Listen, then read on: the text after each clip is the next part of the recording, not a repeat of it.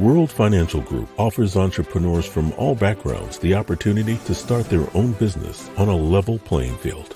Dr. Yana Woodhouse, receiving the WCM Wall Street Pioneer Award by the United Black Wall Street of America, Inc., is one of those entrepreneurs. I see WFG and TFA as a place where African Americans with an entrepreneurial mindset can flourish.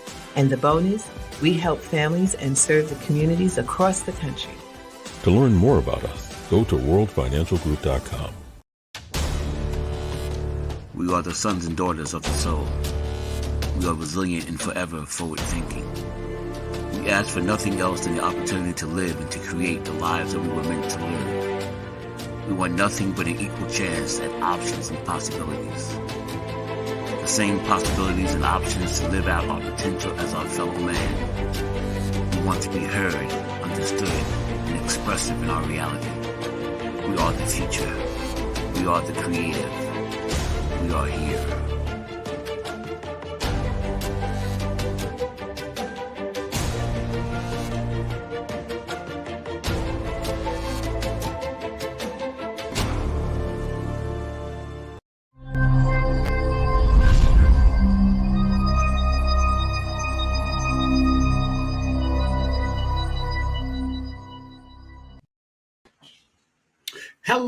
Hello, and welcome once again to another fantastic Tuesday where we do what we do best, which is help you get situated for the upcoming season, the upcoming events, the upcoming financial understandings, which you should already be well prepared for.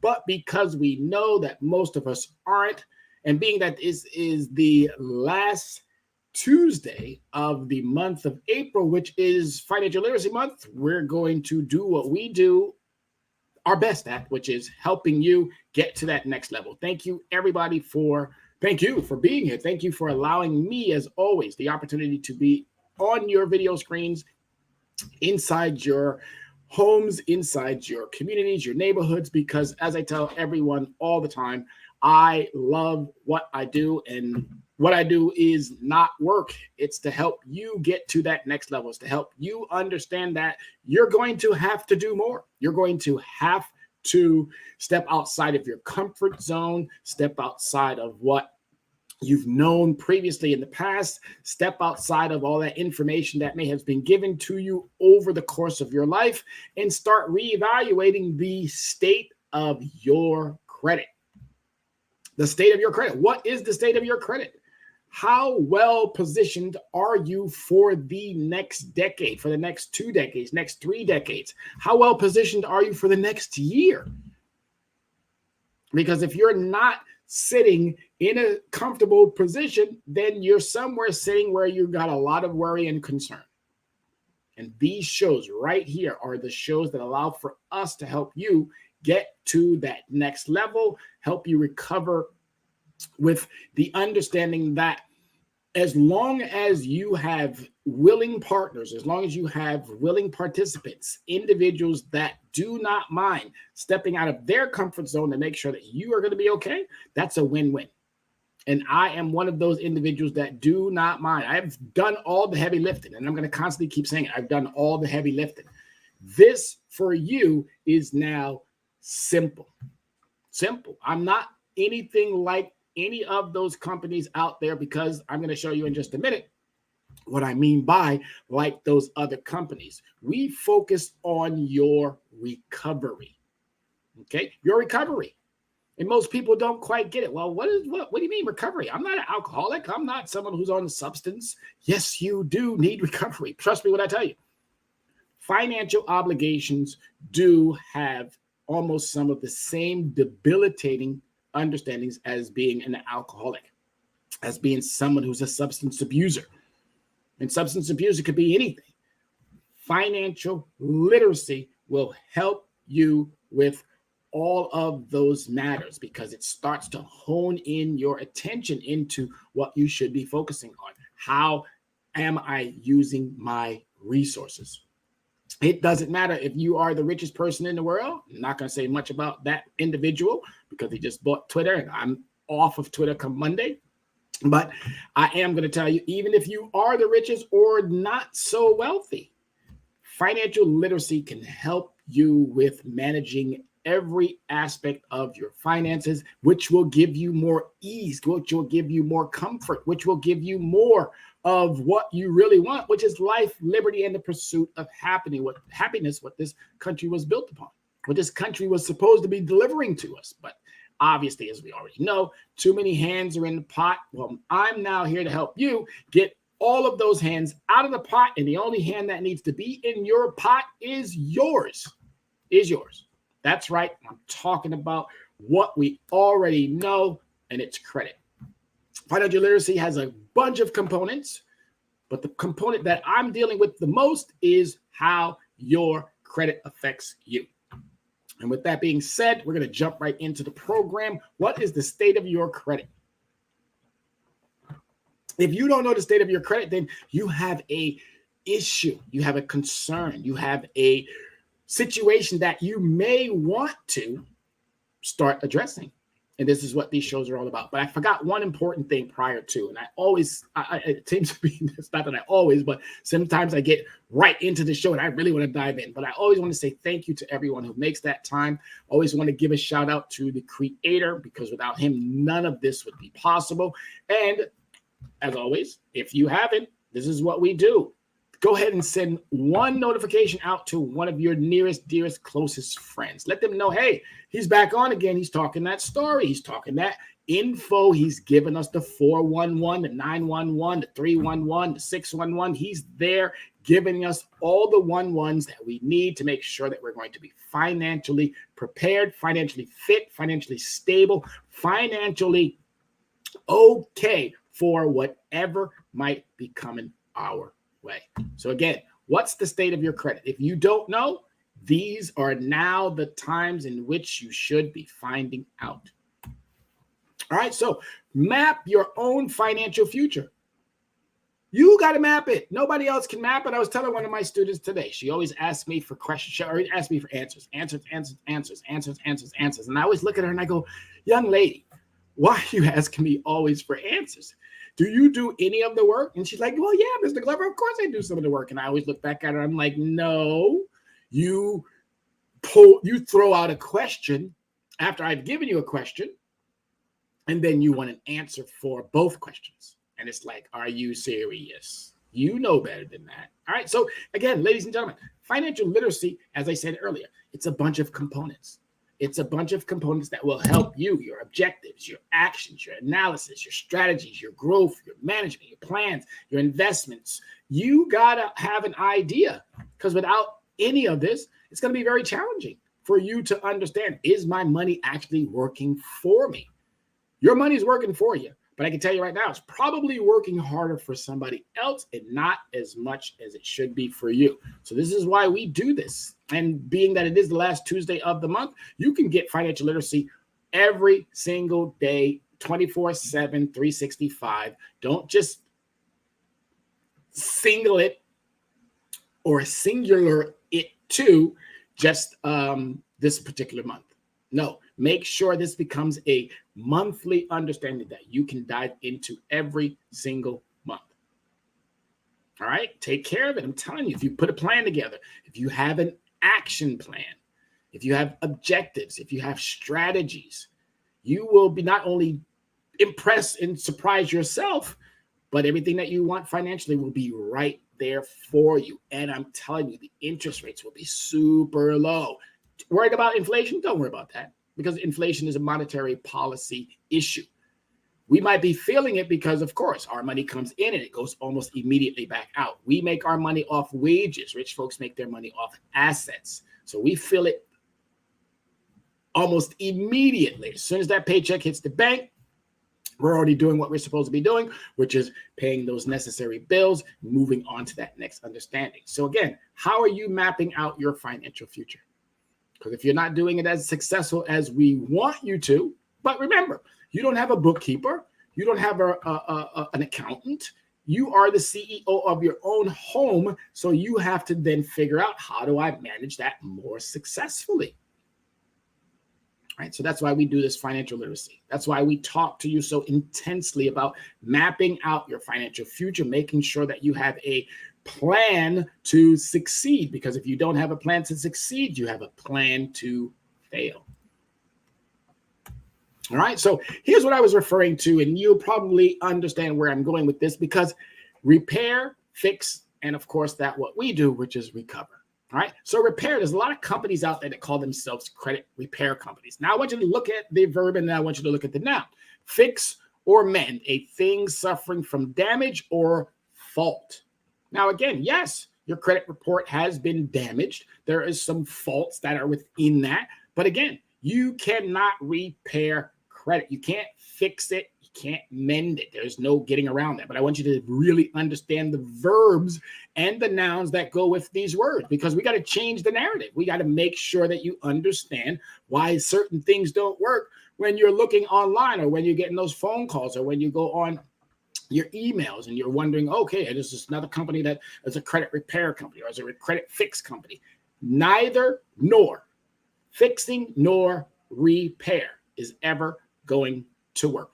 All right, because if you don't understand, now the definition should give you a little bit more clarity into why, if you've tried those approaches with repair and with fix and it didn't really bring you any headway, here's the reason. All right, so look at the noun of repair, the action of fixing or mending something. You can't mend it. There is no mending it. So the notion of repairing it is already false. All right, let's talk about the fix portion here. Verb. Fasten something securely in a particular place or position. Fix the clamp on a rail. That doesn't sound like something that you should be doing with your credit. So you can't fix your credit either. These are all preconceived false notions that we have been bought into. They don't work. They only dupe you. And then there's another gimmick, and you get fed up and you get frustrated. And then everything that you look at when it comes to resolving your credit concerns becomes now a tedious process, and you give up. You say, it's not worth it. Everybody out there is trying to scam me. They're trying to sham me. Well, I can tell you right now, not everybody out there is trying to do that. And I can't speak about everybody, but I can tell you one thing about this company right here. We give you everything for free right up front. We give you a free credit analysis. We give you a free state of your credit financial breakdown, because we want you, prior to anything, to understand every ounce of what's inside that credit report, what's inside your credit concerns, so that before you even shell out 1 cent, you are fully versed on everything that you're going to be doing, so that the success is the only thing that's going to follow right after that. So the informal, a difficult or awkward situation for which it is hard to extract oneself a predominant. Okay, so it's, again, always remembering. Repair, fix, absolutely not. Now let's get to that one where I think it's most important. Recover. A return to normal state of health, mind, or strength. That's credit right there. A return to a normal state of health, mind, or strength. A return. We've always had some form of a decent understanding with our finances, but for some strange reason, we veered to the left, we veered to the right. We took ourselves away from the ball. We took our eye off the prize. Now all we're doing now is returning back to a normal state of healthy finance, of minding all of the particulars that come with keeping that healthy finance and strengthening all of our relationships, regardless of whom and what we may have that with when it comes to our finances. As much as I despise banks, we still need to have a healthy relationship with them, with those banks. As much as I despise financial institutions like payday loans, I'm not saying that you have to go out and have a good relationship with them. I'm saying you need to cut them ties completely. Okay? There are institutions out there that are there to help, and then there are institutions out there that are only there for profit, making profit mechanisms. That's all they are. And it's now overdue time for every single one of us to understand, if you're going to get into this line of work, and if you're going to do this for individuals, or if individuals are going to do it by themselves, repairing, absolutely not. fixing? Absolutely not. You can only recover from your past failures. All right, so there you are. You can't repair nor fix credit. You can only recover from past credit failures. All right, you can't fix nor repair credit. You can only recover from your past credit failures. Please remember that. Take that to heart. Make that an affirmation. Write it down on your refrigerator. Write it down on that mirror in the bedroom. Write it down on that mirror in the bathroom. Get you some Post-it notes and stick them all over your office. Find a way to make sure that you understand this piece of credit right here. You cannot fix it. You cannot repair it. You can only recover from past credit failures. It's really important to understand that. I'm going to keep constantly saying it because that's the theme. That's what I want everybody to now understand. I'm changing the narrative because the narrative doesn't work for the majority of us. It doesn't. It doesn't. And we need to now fully understand why. And diving into this, it's only going to give you and I the understanding of why is it that we need financial literacy? Why is it so important? Well, I can only tell you that the best thing for you is to get in front of your finances. Once you're in front of it, start making sure that you're doing all of the particulars that come with it. The plan to succeed is to understand how your credit works for you. That's the bottom line of the whole entire month of April. If you want to succeed, you have to make sure you're doing it for the very same reasons that you more or less got into it. You wanted to buy that car. You wanted to get into that new home or that apartment. You wanted to get that new job. You were looking for that credit card. There were a variety of reasons as to why we do X, Y, and Z. But I'm just here to tell you now, the only way to get the success that you need, can't fix it, can't repair it, you must recover. All right, so we're going to dive harder into lever credit recovery equips individuals, families, businesses, and governments to better their lives and communities through an integrated and collaborative approach to your financials related to credit products and services. All right, this is what we do. We equip individuals, families, businesses, and governments if they want it, because there's a lot of government programs out there that they could benefit from if they just took 2 seconds to say, man, we got all of these people who we're giving all this money out to, but we're really not educating them on those particulars. We're just giving it out. We're just giving it out. We're just giving it out. We're just giving it out. I believe Amazon, if I'm not mistaken, came out with this new initiative to help their workers, and they're offering like $1 billion to a variety of different companies. Hey, Amazon, I'm raising my hand to you. You're looking for somebody who can help your workers? Well, let's help them with understanding how their finances work. You're giving them a wage, but what do they do with that wage? They're going out and they're splurging it. They're spending it. Are they saving it? Are they investing it? Do they have the proper credit to go with the employment that you're providing? Or is it just you as an entity don't really care about that? Well, all of our businesses now need to start looking at their employees as valued human capital and assets. They are there not just to make you money. They're actually there to make themselves money as well.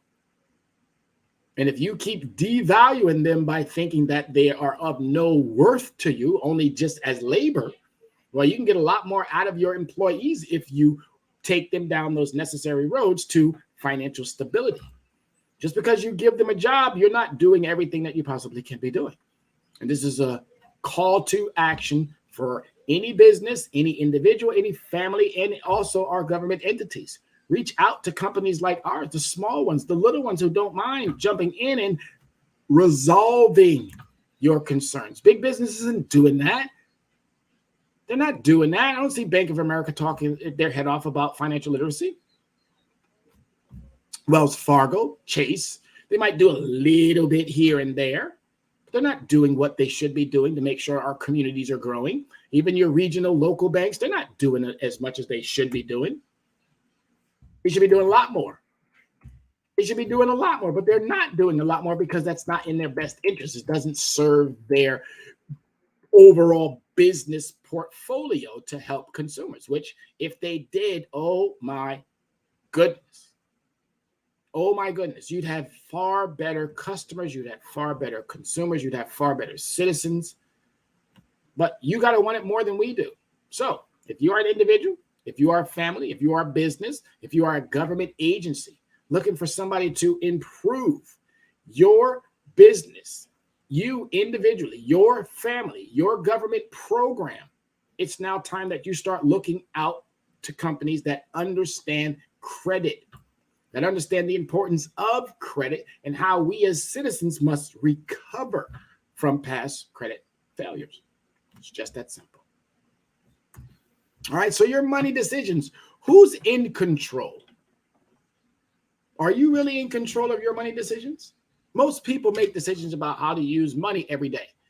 It may be to take a bus or to buy something for lunch or to put money in a parking meter or buy a new app or go to a movie. Like it or not, we need money to get and to do a lot of things. Try and think of a time or the last day when you didn't spend money or make a decision about money, either yours or someone else's. You probably made many such decisions involving money, and you have choices. But what things influence the decisions which you make? Do you know? What influences your decisions when you're getting ready to make that purchase? What influences your decisions when you don't make a purchase, when you decide to stay home for the weekend and just eat potluck? What influences your decisions when you decide to get out there into the world and say, hey, you know what? I got a few extra dollars. I want to get me another pair of sneakers, or I want to buy me another outfit. What influences those decisions? So think about this. Do you feel different when you pay for something with your own money than when others buy things for you?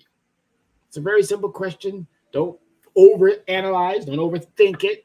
But tell me, how does that make you feel? And if you want to, go ahead and drop a comment in the comment section there, and I'd love to be able to answer any question, whether it be this question that I'm posing, or if someone else has another particular question that they may want me to ask. That's the question and answer session is also open throughout the entire broadcast here. So please feel free, if you have a question, drop it right on in there. But do you feel different when you pay for something with your own money than when others buy things for you? And I can tell you right now, I feel different definitely when I use my own money. I feel more empowered. I feel like I really did something.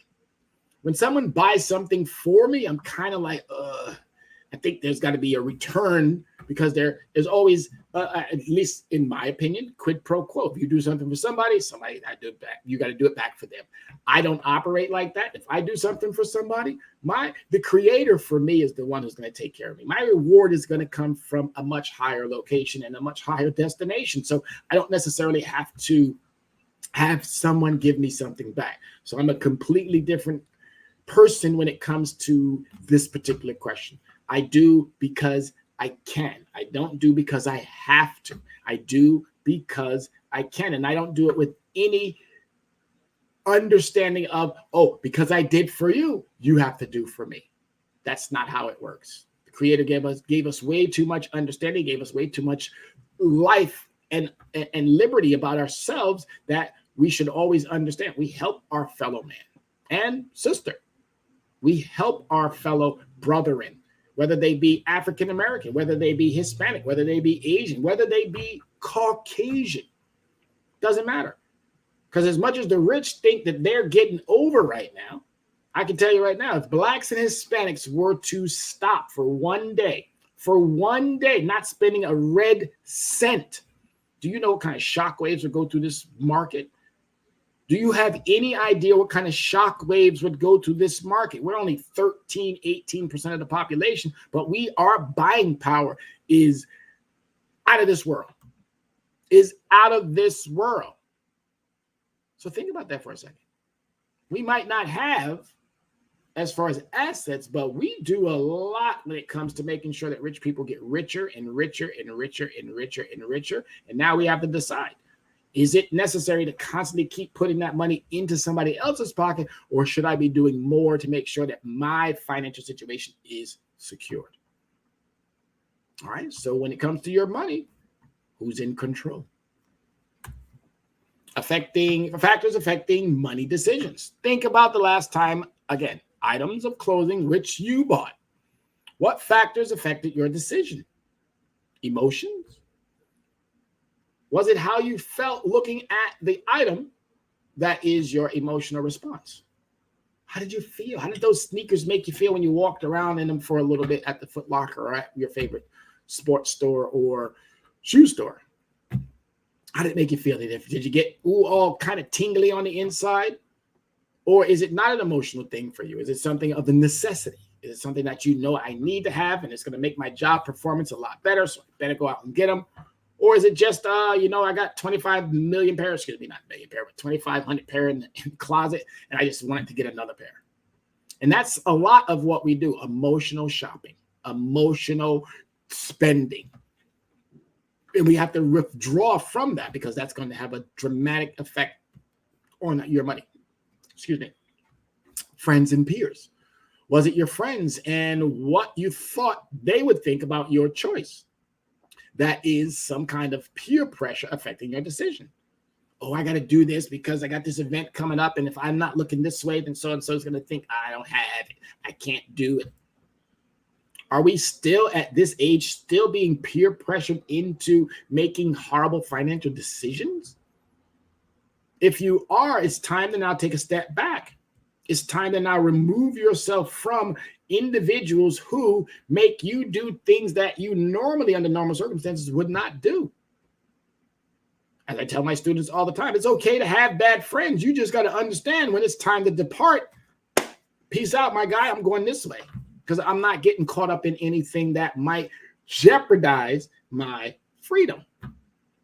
And that comes with financial freedom as well. We're doing way too much that jeopardizes our financial freedom. I don't have to be at every white party. I don't have to be at every event. I don't have to do everything because I'm looking at making sure that my finances are perfectly aligned with so that I can do the things that I want to do, not doing the things that I have to do. Let me rephrase that. Doing the things that others want you to do is not proper financial management. Okay? Don't let anybody peer pressure you into any decisions that you are later on going to regret. Buying that home. That's a huge, major decision, but come with all of the information that I've been able to ascertain over the last couple of just weeks. Over the last weeks, home buying decisions have been a disaster for individuals. They bought too much, or they bought too little, or they're not happy with this, or they're not happy with that. Now they have to put more money in. I've been looking for a home for the last 2 years. And being that the infrastructures in this country are abysmal, the only thing that I would be satisfied with would be a new property. I'm not going to buy nothing here in Yonkers, New York, or in New York State, knowing what the price is not the factor. I'm not worried about the price because whatever you buy, you're going to have to be satisfied with that price. What I'm concerned about is whether or not that plumbing is okay, whether or not the ancient copper wiring is not going to set the house ablaze. I'm more concerned about how the infrastructure of that property may not have been kept up to par. So you're going to buy a house that's been built in 1909 and you're buying it today, and it's gone through decades of fair wear and tear, and now all of a sudden it's your burden, but yet you didn't do your due diligence to make sure that you found a perfect contractor to go in there to make sure that everything was done and up to par. And if it wasn't, you're talking to that person who you're now buying the home from, you got to drop that price down. All right? This is all things that you must understand when it comes to your money. So customs, traditions, and habits. Was it because it was the style of clothing that you had always trended to wear in the past? That is your custom, tradition, habits, or just falling in line with past choices. And a lot of our financial decisions are exactly those items right there. Following behind what grandma did, following behind what grandpa did, following behind what uncle did, following behind what auntie did, following behind what mom did, following behind what dad did, following behind what a bigger sister or a bigger brother did. It was our tradition that we always kept our money in our mattresses. We never used credit cards. We barely kept a little bit in the bank. We don't know nothing about investing because it was our tradition. We never really got hooked to those elements that would have allowed for our assets to grow. Well, the very little assets that we have, because we weren't even given these particular understandings, habits that could have been created in schools. Schools need to do a better job in preparing and presenting our youth with the opportunities of a financial stable understanding. We got to start our youth off young. If we start new traditions today, we create habits that will last a lifetime. Okay, if we start today, the customs that were so taboo will now become something that we want to do. Just falling in line with the past choices we're not seeing the benefits from that. So we have to change the narrative. We have to change the understanding. We have to bring our complete self to the table if we want the resolution, if we want the solutions that we're seeking when it comes to our financial understanding. Family members. Did your parents, siblings, or other family members have any influence on your choices? That is what they would think and how they would react. Oh, I'm going to go out and buy me a brand new car. Everybody's going to be super duper happy about it. But again, are they making that payment? Do they understand that your financial situation might not be as ideal as it is? So now you're going to be putting yourself in a financial burden. So what happens in 6 months, 8 months, a year down the road, you're into a 6-year, 7-year, 8-year contract. What happens in a year where now you got to give that car back because you weren't properly prepared to make that purchase? Instead of settling for a 4 or 3% interest rate because your credit wasn't where it needed to be, you settled for 18, 19%. So now you got to reach out to parents and siblings and other family members. Hey, can you help me out? I need a little bit of help. And they're going to be looking at you like, well, did you overextend yourself? So it's really important to put these 4 pieces in play as you make most of your financial decisions moving forward, if not all of your financial decisions moving forward. Let's talk about this some more here. All right, number 5, latest styles and fads. Was it because of any latest style and fad that is trying to stay current and with current trends? Is that something that's driving your decisions when it comes to your money? Are you purposely sabotaging your efforts by trying to keep up, as this old saying goes, keeping up with the Joneses? Is that what drives your decisions when it comes to money? Because if it is, you need to change. You need to stop. You need to find a better way, not find, but you need to make more time to sit down with your finances and decide on what's more important. Is it longevity within a platform that's going to allow for me to build and create and amass more than enough generational wealth? Or is it just for the moment? Do I live paycheck to paycheck for the rest of my days? Because far too many of us in the communities in which we already know we reside, we're living paycheck to paycheck.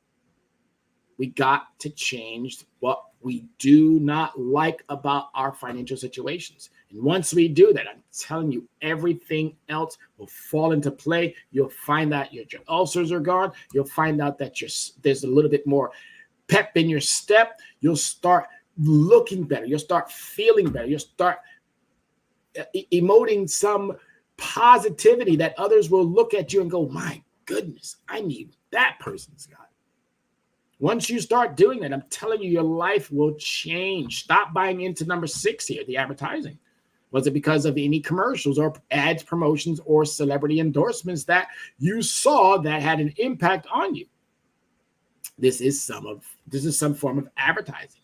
Every day you're looking at TV, you're in front of that YouTube box, you're in front of that Instagram, that TikTok, where they're now popping up ads like crazy. If you're going to stay on Twitter, which, as I said, I'm not as of Sunday, gone. I don't need any companies that decide that someone else is more important than what they originally brought to the table. But we are a greedy nation, and all we think about is, well, let me rephrase that. We still are a greedy nation, but the majority of us would love to be able to have a proper understanding with their wages and with their income. But unfortunately, we're not there yet. Got a lot more greed and a lot more deception to still combat before we get to where we need to be. Incentives. Was it because of a sale that was on or a discount coupon that you had? That is some kind of incentives provided by the store to make you buy that product. One of the number one things during the holidays and sometimes during your weekly understandings, if you work in retail, one of the biggest incentives was, well, you get $1 if you get somebody to get a credit card. Oh, I used to love Mervin's where they used to have these competitions. And we used to have one female. She would get them credit cards like nobody's business. Oh, my goodness. She could get them people to, get them credit cards, get them credit cards, get them credit cards for that $1 that she was getting back. But she was good at it. She knew how to drive them sales with that incentive to get consumers to, okay, you're making a $15 or a $20 or a $30 purchase. Hey, get that credit card to get that 10% off. Don't get bought into the garbage. Please do not. Don't let the little guy, which his name is Kevin Hart. Don't let Samuel L. Jackson. Don't let the cow guy there, John Cena. Don't let any of these so-called gimmicks that are out there today incentivize you into making bad financial decisions, because that's all they are. That boost garbage. Yes, I'm calling it out the way it needs to be called out. Who am I offending? What? I'm offending Equifax? I'm offending Experian? I'm offending TransUnion? All I have to do is go back to congressional reports and you will be offended at what they get away with. So I'm not offending them. I'm only calling them out for the garbage that they constantly keep putting out there. Don't get bought into these incentives thinking that you're getting something. You're truly not. Black Friday is the biggest gimmick on the face of the planet. Okay? Don't get caught into these incentives that do not help your bottom line. Remember this. The purchase is not the win. Okay? The purchase is not the win. The win is, can I sell that at more, obviously, assets, or can I have something that increases over time? Well, if you make a decent purchase on a credit obligated understanding or method, guess what's going to improve? Your credit's going to improve. If you follow, obviously, all of the particulars that come with that obligation. Your value and confidence. Was it because of what you thought and what you wanted and your own sense of value, style, and knowing what you want? That one right there is the biggest one for me. That's the biggest takeaway for me. Your value and your confidence.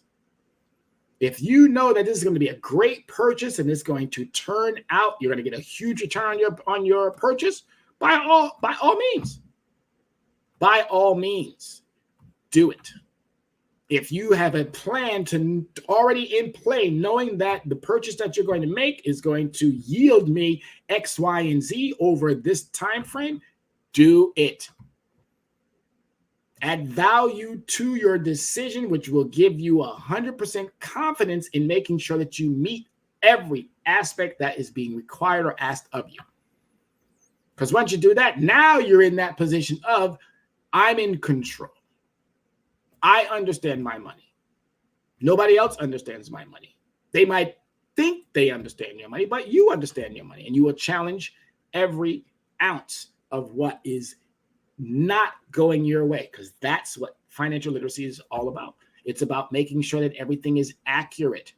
It's about making sure that the data that's being put out there into this sphere, into this world, is 100% accurate when it comes to you. Because if it's not, I'm telling you right now, Equifax, TransUnion, Experian, they're not going to care. I've been dealing with them for the last almost 20 years, helping consumers, helping myself, helping family, helping businesses. 20 years now. And I have had it with those three. Had it. And the only way for us to get the resolve that we're looking for is to keep calling them out, is to keep bringing more and more consumers into this understanding that you're going to have to manage your money as best you possibly can with all of the resources, tools, and guidance that's out there. You're going to need individuals like myself. You're going to need individuals who have an expert understanding of your money. Not that we're controlling your money, but have an expert understanding that will help you have better control and value, again, value and confidence about your financial decisions. Once you do that, I'm telling you, you're going to open up a plethora of avenues. You're going to open up a plethora of arteries and ways in which you can travel, and you're never going to look back because everything you want is always going to be at arm's reach, and you're probably going to pay as little as you possibly could ever think. It's really important to understand your factors affecting money decisions. All right, so how about you? Which of the above 8 factors do you think had the most influence on your money decision? All right, take a minute, think about it, and again, please, if you have time, drop a little line in that comment section there. Let's hear from you. I've just forgot to send out my invite to everybody, so I'm doing it as I speak, making sure all of those who are important to us know that we are here, know that we will continue to allow for them. And if you have already, thank you so much. But go ahead, if you haven't, I just sent out a plethora of requests to my Facebook friends. And as always, I thank them immensely for their support. But think about that. Which of the above factors did you think had the most influence on your money decision? All right, here's a tip for you. When you make decisions about money, take a moment to think about factors that could be affecting your decision. All right, when you make decisions about money, take a moment to think about the factors that could be affecting your decisions. Are you in control of your decisions, or are others affecting what you do? All right. We need you not to try to be in control. We need you to be in control. All right. We don't need you to try to be in control. We need you to be in control, because trying is a word that we need to remove from our lexicon. I know it's been a helpful word throughout the decades, but you can't try to do. You're either going to do or you're not. You can't try to fix. You can't try to recover. You can't try to repair. Again, I'm using those verbs and nouns for a reason. All right? You can't try to recover. You can only recover. And all of those other adjectives, verbs, and nouns that were also expressed, there is no but the correct way to do things. It's just that simple. And all of these companies out there that have been duping us and telling us about, oh, well, since your financial situation is so bad, why don't you consolidate? Don't consolidate.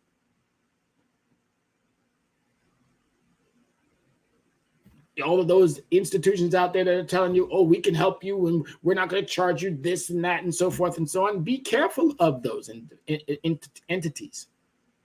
Make sure you're doing your due diligence. If they can't give you something that will allow for you to make an educated decision, the best thing to do is walk away from them people, because they're not looking out for your best interest. They're looking in your pocket.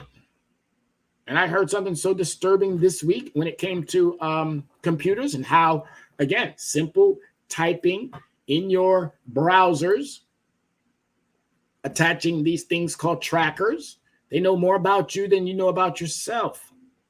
So it's really important now to make sure that every decision that you're making is being controlled by you and not affected by others, or now being affected by big business that is buying your data. And they're buying it at a record number. Yes, politicians equally are buying your data. Businesses are buying your data. There isn't a entity out there other than individuals who are not buying your data. Every single company, every single entity, for the most part, knows more about you than you know about yourself. And it's now time to control, take back the reins, and start making decisions that are going to benefit you versus decisions that are benefiting Target, that are benefiting Walmart, that are benefiting Macy's, that are benefiting Nike, that are benefiting Adidas, that are benefiting the multi-gazillion dollar entity known as Amazon. It's overdue time for us as consumers to rein in and start thinking, what and whom am I serving? So there's some tips for you. And again, another decision that you can, or something else that you can think about as you move through your week, as you move through the rest of this month into the next month. Have you even started working on, or have you failed at your New Year's resolution? Because if you have, it's still not too late to redirect, course correct, put yourself on a better trajectory. It's up to you. It's up to you. I can't want your success more than you. All right. So impacts can be intentional or unintentional. All of these factors influence the decisions and choices you make about spending. Some may even influence you without really trying. Can you think of a decision you made recently that you think may have been influenced by a movie you saw, or sporting event, or sports celebrity? I'm almost certain. There was some tennis, there's some baseball, there's some football, there's some soccer. There's all of these sports influencers that are out there. There's also influencers on your internet or your social media sites. And all they do is try to get you to purchase, buy, look at, move to, go to, decide. All they're doing is they're like lures. And if you've ever been fishing, you cast that line and you see what bites. And as soon as you start nibbling, it tastes a little good. And as soon as you take that big chunk, boom, they got you. They got you. And they're going to keep working you and keep working you and keep working you and keep working you until you finally make that either intentional because it is a need, or you make that unintentional because you're just so, oh my God, I gotta have it. Because so-and-so is wearing it. Oh my God, I don't care what I have to do to get it.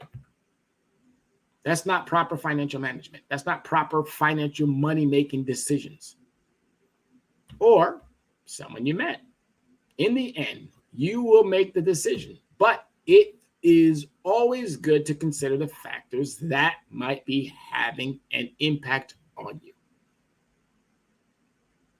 All right? Can you afford it?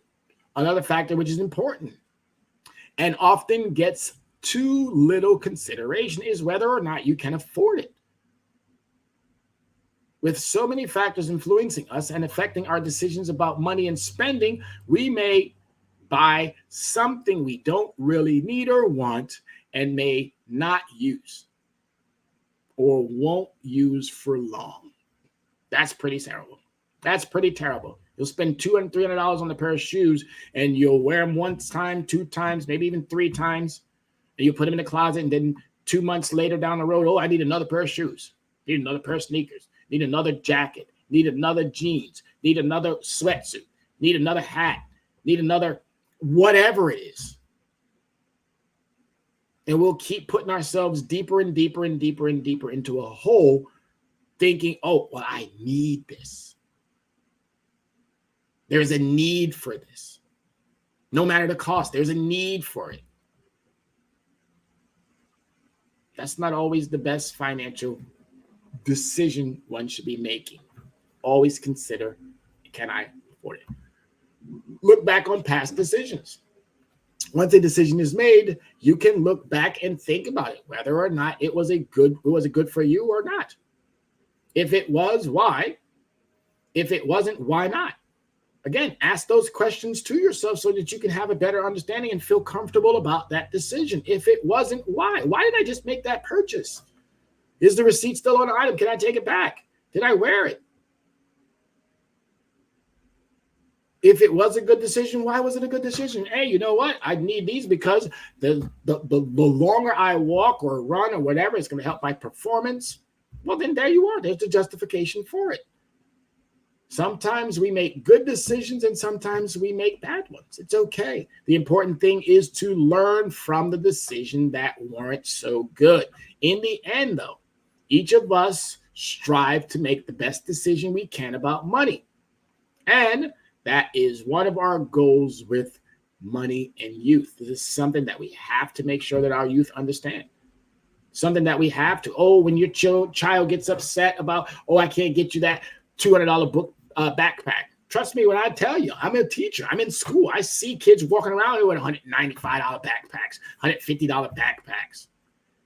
$150 backpack along with $200 an outfit. And on top of that, you got another $150 shoes. Okay, I see it all day long. And I'm wondering to myself, wow. I tell kids all the time, I'm a day trader. I'm someone who loves to be in that element. I tell people all the time, don't own the merchandise, own the company. Don't own the merchandise, own the company. Why is Elon Musk buying Twitter? Not because he wants to. Well, probably he does, so that he can jack it up and make it into something that nobody recognizes any longer. But he's buying it because, again, he has the resources to do that. $44 billion ain't no chump change. But again, if we teach our youth, if we start focusing on those bread and butter dinner table issues every single day that we see our youth, we're going to create a whole new different set of young women and men that are going to go out into this world and make financial decisions that is going to benefit not only themselves, but it's going to also enrich this country more than we ever possibly could ever think. So making good decisions is a skill. It's a skill. You have to be taught how to do this. You can't just go out there and make good decisions thinking that, oh my God, I'm the best in the whole wide world. It doesn't work that way. So in a later show, we will actually look at a series of steps which can help you make good decisions. Making decisions is a skill, yet many people have never been taught how to make them. All right, I'm going to say that one more time. Making decisions is a skill, yet many people have never been taught how to make them. Well, now you're getting that, folks. Now you're going to understand how, what, when, and why you should be making financial decisions that are going to benefit, first and foremost, you. And once you have that skill down to a science, no one's going to be able to stop you. No one's going to be able to you're going to be formidable. You're going to be someone to reckon with. You're going to be someone that can walk into a bank and say, I got 10 minutes. Let's get this out of the way quickly. As I told my sister when she got one of her cars. Got her right up to where she needed to be. Said, go in there. You got 30 minutes. Make sure that dealer understands. You did your due diligence. You know you got 30 minutes. You're running one credit check. We already know what bank you got to already take us to. We already know all that stuff. If you got a 650, they already know what bank you need to be going to. Thank you so much there, Reverend Cook. Thank you so much. I so appreciate that. You already know what bank they're going to send you to. If you got a 700, you already know. They already know what bank. Don't let them run your credit 5 and 6 and 7 and 8 and 9 times, because they'll do that. They'll do that to drive down your score so they can try to position you for their bank with a much higher decision or a much higher interest rate. Don't get caught up into the games. Don't get caught up into the nonsense. Focus on you. Earn and learn those skills so that you can become the best financial partner that you will ever need for you, not for them, because they're going to do whatever they need to do. They're going to do whatever they need to do to make sure that their bottom line is taken care of. Now we're teaching you to make sure that your bottom line is taken care of prior to. I come from the business world. I come from the business community. I spent the last 30 years giving corporate America all of what I could give corporate America. For corporate America and I to split It wasn't an amicable split, but it was a split that was necessary for me to regain my sanity, to regain my financial sanity, because I found out that working for corporate America was not making it, was not doing it. I saw all my hard work and labor go to somebody else. So I decided to make that decision. I decided to make that intentional decision to focus on teaching my people, our people, how to get better positioned for the next decades, how to be better positioned for the next election, how to be better positioned for that next child or new growth to a family, for that next financial purchase. These are about you. These shows, every single one of them are about you, putting you in a position where you can be fully equipped.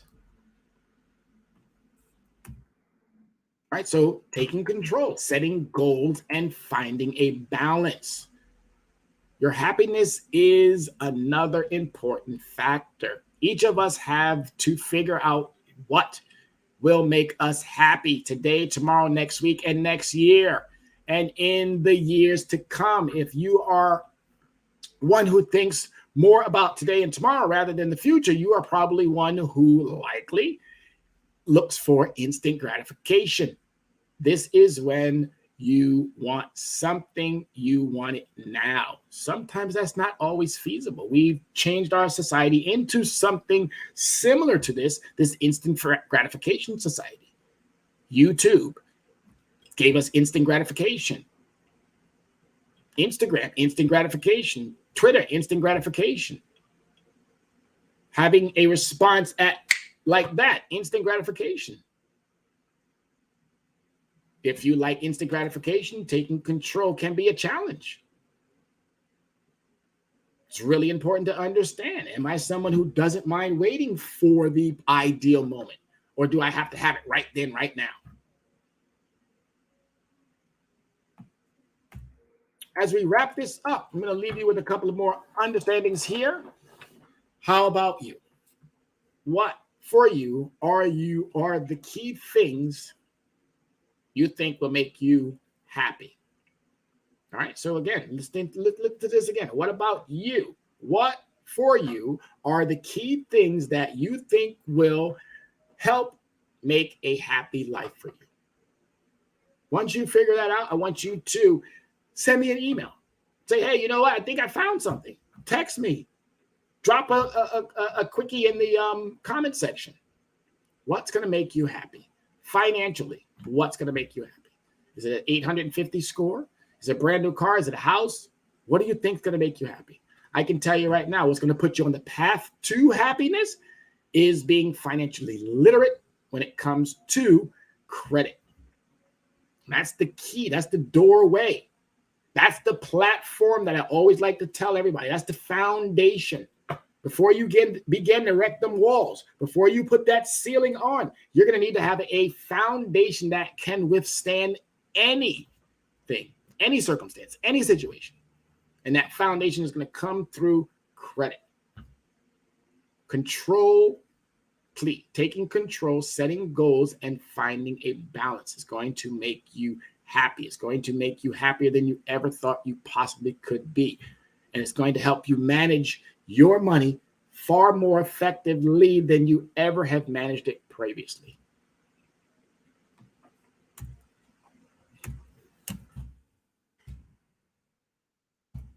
So people are different. Their goals are different.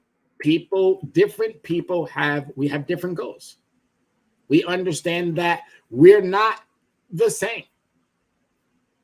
We understand that our desires, our wants, our needs are going to all be different. But I can tell you right now, no matter how different we are, knowing your goals is a key first step to starting to take control of your money. It's just that simple. Knowing your goals is the first step to start taking control of your money. It's only going to make you better. It's only going to make you that much more financially fit for the decades to come.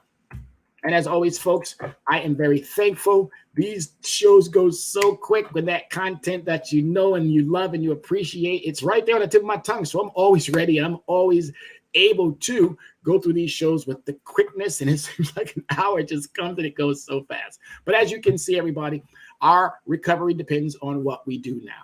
Leverage Credit Recovery is the name of our business. My name is Tyrone Glover, and I'm the Dress Down CEO. My contact information, as always, you can find me on any of the social media platforms, Twitter, taking part, Facebook, TikTok, and Instagram.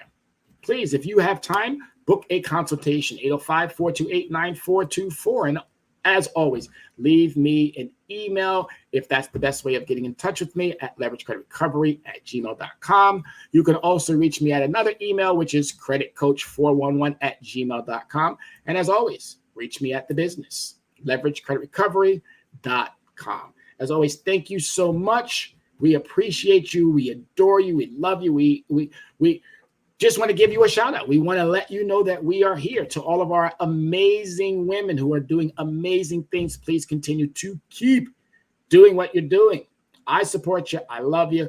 Women are changing the world, and they're changing the world far faster than us men will ever possibly be able to do. Our women are strong. They're powerful. They're beautiful. They're empowering. They're inspiring. We must make sure that our women have the platforms, the fortitude, and everything that they need to continue to keep driving this narrative home. Women are going to change the world, and we men need to give them all of our support, every last bit of it. To our youth out there, continue to keep striving, continue to keep understanding we're there for you. We're going to hold it down for you. And as always, I thank you for making the time. Continue to be safe. I love you, America. We are the sons and daughters of the soul. We are resilient and forever forward thinking. We ask for nothing else than the opportunity to live and to create the lives that we were meant to live. We want nothing but an equal chance at options and possibilities.